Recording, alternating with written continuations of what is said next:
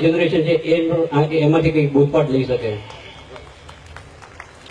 देखिए मित्रों, सेना में जो जवान होता है ये युद्ध की भूमि में मरने के लिए जाता है,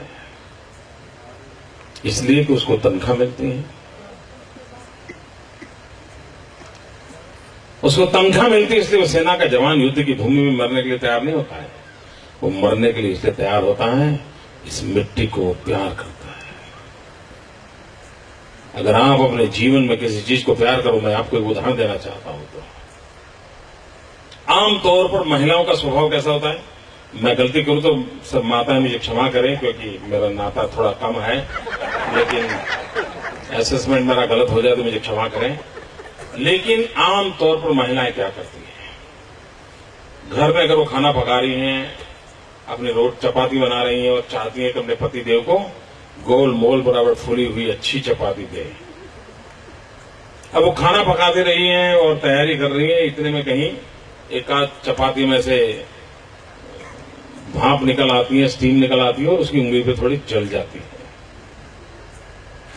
तो वो कुछ दवाई वगैरह लगाती है, लेकिन हर पल देखती है घंटी कब बजेगी।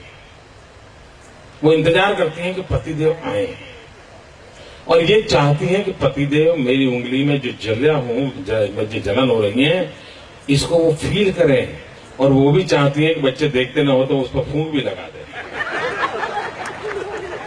चाहती है ना?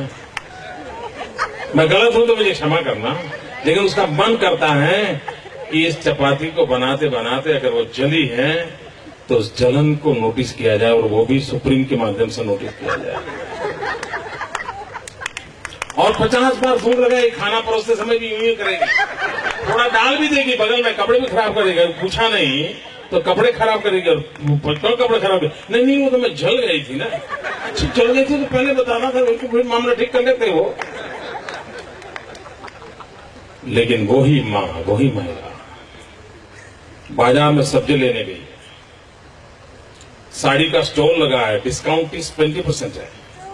क्या होगा? सब्जी बाजू में और साड़ी की दुकान में जाएगी, और साड़ी की दुकान में बढ़िया बढ़िया साड़ी है, 20% डिस्काउंट है। उसका मन करता है ये लूं वो लूं, ये लूं वो लूं, और इतने में खबर आती है कि फलाने मोहल्ले में आग लगी है। वो तुरंत वहां से भागती है, साड़ी पैसे जो भी होगा भूल जाती है, दौड़ती है और जाकर के देखती है अपना खुद का घर जल रहा है तो चीखती है।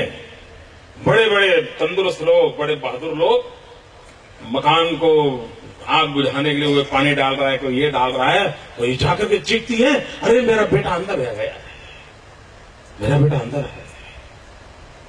सारे मर्द लोग एक दूसरे का मुंह देखते हैं, इंतजार करते हैं क्या हुआ होगा, और तब वो मां उस जलते हुए मकान में कूद पड़ती है और बच्चे को लेकर के आती है। बच्चे को लेकर के आती है, भाप के कारण जिसकी उंगली पर जलन के कारण वो 50 बार फूंक लगाती है, उस माता के भीतर शक्ति का रूप होता है। जब बेटा होता है तो कूद पड़ती है। दोस्तों, अभय यहीं से पैदा होता है,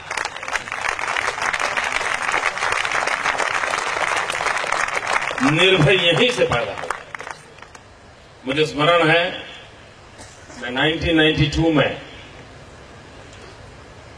श्रीनगर गया था, लाल चौक में तिरंगा झंडा फहराने के लिए, और आतंकवाद बड़े पुरजोर में था, और आतंकवादी हिंदुस्तान के तिरंगे झंडे को जमीन पर रौंदते थे, उसको जलाते थे, उसको अपमानित करते थे। तिरंगे झंडे से अपनी कार साफ कर रहे हैं, जूते साफ कर रहे हैं, और कैमरा के सामने सब करते थे। ये दृश्य मेरे दिल में आंख पर रखा। तो हमने एक यात्रा निकाली थी कन्याकुमारी से, तिरंगा झंडा लेकर के चल पड़े थे, और तय किया था कि हम श्रीनगर के लाल चौक में जाकर के तिरंगे का झंडा फहराएंगे। तो आतंकवादियों की इस जगह पे जाके तिरंगा झंडा फहराने का सोचना, क्या लगता है? मित्रों, हम निकले तो श्रीनगर के अंदर आतंकवादियों ने पोस्टर्स लगाए थे, दीवारों पर लिखा था कि हम देखते हैं कि किसने अपनी मां का दूध पिया है, कि जो श्रीनगर के लाल चौक में झंडा फहरा करके वापस जाए। जब मैं अपनी यात्रा कन्याकुमारी से लेकर के चलते चलते हैदराबाद पहुंचा तो मुझे वहां से वो पोस्टर वगैरह के फोटो ये सब मेरे पास आया, और मैंने हैदराबाद से अपनी स्पीच बदल दी। मैंने अपने भाषण का रंग रूप बदल गया, मेरा भीतर से आवाज उठने लगी। और मैंने हैदराबाद की सभा में ललकार किया था। उसके बाद में 1 महीने के बाद 26 जनवरी को श्रीनगर के लाल चौक में पहुंचना था। और तब मैंने कहा था मित्रों, उस समय की अगर वीडियो क्लिपिंग होगा तो आप देख सकते हैं। और मैंने भरी सभा में हैदराबाद में कहा था, मैंने कहा मुझे आतंकवादियों ने मुझको ललकारा है। और आतंकवादियों ने कहा कि किसने अपनी मां का दूध पिया है जो 26 जनवरी को श्रीनगर के लाल चौक में आकर के तेरे जगह फैलाया है। और तब जाकर के मैंने कहा था कि मैं 26 जनवरी को सुबह ठीक 11 बजे श्रीनगर के लाल चौक पहुंचूंगा। मैं बुलेट प्रूफ जैकेट पहन करके नहीं आऊंगा, मैं बुलेट प्रूफ गाड़ी में नहीं आऊंगा, हाथ में सिर्फ तिरंगा झंडा लेकर के आऊंगा। और फैसला 26 जनवरी को श्रीनगर के लाल चौक में होगा, किसने अपनी मां का दूध पिया।